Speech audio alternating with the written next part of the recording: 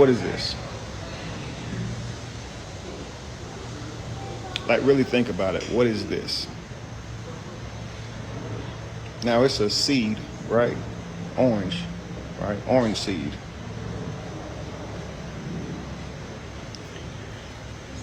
But think about this. Let's say you fast forward time. What is this now? Say you plant this, you fast forward time, let's say 10 years. What is this? Orange tree, right? Let's fast forward another 100 years. It's an orange forest. Think about how many this tree is now fed. This. All right, so here's why I'm showing you guys this video. Go to the video to watch it. I break down how the seed is just like us and our gene rations. Our children, our grandchildren, so forth and so on. In 1,000 years, a child will become a nation, just like in 1,000 years or 100 years, a seed will become a forest, right? This video, though, is to address or respond to a comment, okay? Good question, actually. A lady, Anita says, great concept with the thinking of the seed. Now I'm going to ask you to think about where the seed came from. I remember you saying that you don't believe in a high power or Yahweh in terms of the day, Jesus Christ, or God. To think the Bible say God punished the earth with every muscle and seed that we would ever need. So, sir, tell me where a seed came from. Did it just happen by chance? Just like you think that the world just happened by chance, or it's some big boom, some sort. Why are you so passionate about your content? I'm thinking we all need to be passionate about where that seed came from. It says peace and blessings, my brother. Be abundantly blessed. So I'm going to attempt to try and answer her question. All right. My sister, let's explore your question with the same honesty a seed uses to break open from the dark. You asked where the seed came from. That's a beautiful question because it invites us into the mystery of existence. But when we explore origins, we have two paths. One is evidence, two, imagination. The Bhagavad Gita says, truth is eternal, but our descriptions of it are many. So when someone says God created the seed, that may feel comfortable, but it remains something that we cannot test, verify, or observe. The problem is this. If we allow invisible beings with no evidence to explain origins, then any invisible being is a valid answer to that question. Odin, invisible pink elephant, Zeus, and a Christian would reject all of those, and not because of evidence, but because they only believe in their version of the unseen. So the question becomes, if there's no proof for any of them, how do we determine which one of them is real? The Quran says, bring your evidence if you are truthful. The Bible says, test all things. The Buddha said, do not believe in things simply because they are spoken. Even the scriptures encourage questioning. So when we ask, where did the seed come from? We can look to biology, evolution, ecology, cosmic formation, chemical processing, natural law, or we can fill the gaps with imagination. But as the forest teaches us, a seed doesn't grow because of the stories you tell about it. It grows because of process, pattern, and nature's law. I'm not attacking anyone's belief. I'm simply choosing to stay with the observed rather than what must be assumed. And in that space, the world becomes no less miraculous. As the Tao Te Ching says, the source is nameless. 10,000 things arise from it, though. So whether someone calls the source God, nature, or the universe, what matters is that we respect the process and that we grow from it. And another thing, I get people who ask me about me surviving my stomach removal to defeat stomach cancer, get ahead of stomach cancer.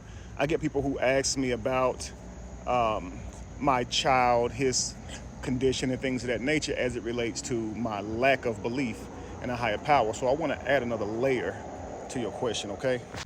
So people don't just give God credit for where things came from. They give God credit for where things go, especially when the outcome is painful. In ancient times, when people didn't understand germs, genetics, natural causes, they labeled everything as divine. A child is born, God blessed you. A child is sick, God is testing you. A crop grows, God provided. A crop fails, God is punishing you or cursing you. Someone is prosperous, God favors you. Someone dies early, God called them home. Not because they have evidence, but because they have no other explanation to define the natural world. The Bible was written in a world where people didn't know about viruses, bacteria, genetic mutations, mental health, natural disasters, plate tectonics, crop disease, hereditary conditions. So everything that happens, good or bad, was interpreted as divine intention.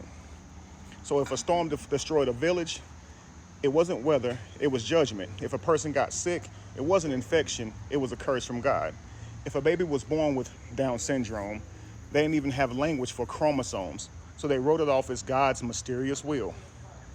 And here's the key. When you don't know the cause, you fill the gap with belief. Just like they gave God credit for the origin of the seed, they give God credit for the end of a life. But nature tells a different story.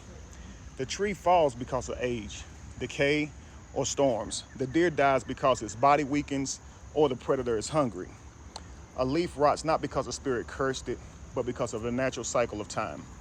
Okay? In every tradition, the wise ones recognize this. In the Tao Te Ching, all things rise and fall according to the way. In Buddhism, suffering arises from causes and condition. In the Quran, every soul tastes death. In Ecclesiastes, time and chance happen to them all. Life isn't being micromanaged, it is unfolding. So my point isn't to disrespect anyone's faith. It's to show the history has a pattern.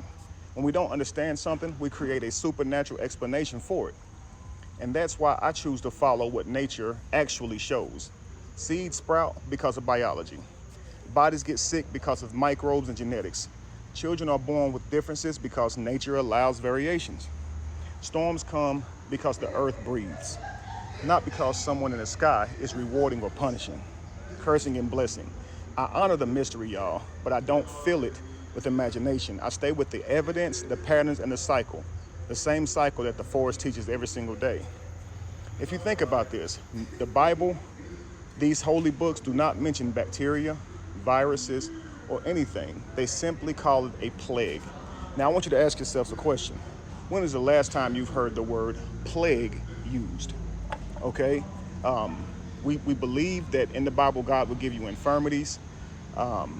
People said smallpox was a plague, and all these things are curses from God. But have you noticed that as soon as we are able to find a cure, it's somehow more powerful than God's curse, which was the actual plague. Fast forward many years later, it's almost unheard of that someone gets one of these diseases that we've created cures for. So it's not so much that God is sending a curse. I don't believe that humans have more power than God. I just believe that God never sent the curse to begin with. I believe that God never sent a plague to begin with, or that there is no God, so to speak, okay? What I call God is simply the all, the whole experience that we have, the fact that you can experience, the fact that you have consciousness, the fact that you can interact in this world. All of that is how I would explain God. I wouldn't describe God as being a personality or a being outside of myself who creates and plans and gets angry and needs worship. I would explain God or articulate God as being, existence, the sheer fact that this is all here. That is God. And that's all. Let me know what you think. And I want to end it with this. I'm not here to get you guys to believe or disbelieve. I'm here simply to get you to think. Peace.